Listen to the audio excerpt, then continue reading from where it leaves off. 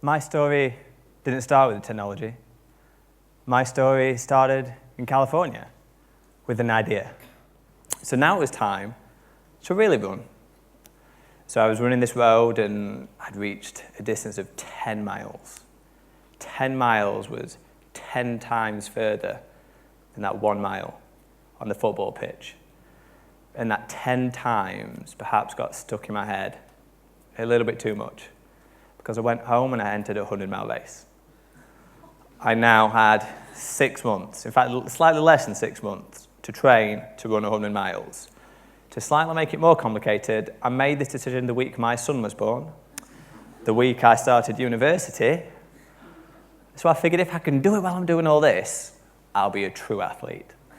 So 6 weeks later, I turned up to the race in the Cotswolds.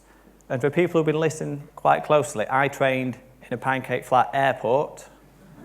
I went to run in the Cotswolds. For people not in England, that's really hilly.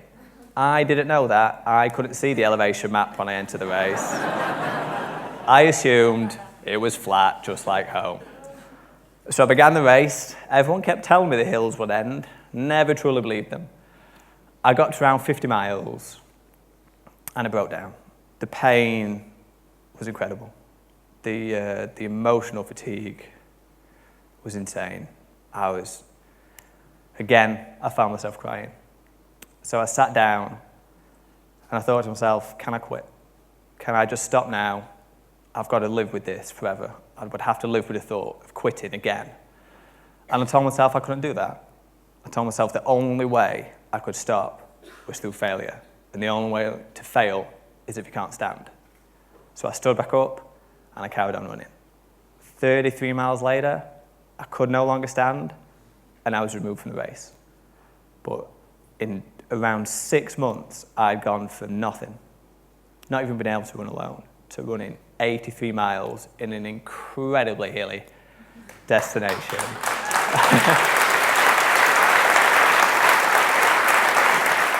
But there was only one marathon I ever wanted to run, and that was New York.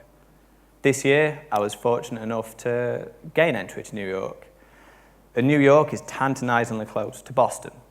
Boston is the home of Runkeeper that made this possible. If it wasn't for their app, I would never have begun to run.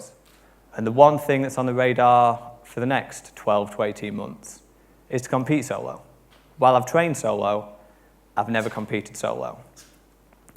And I feel there is a place on earth that a blind man can run alone, and that place is the desert.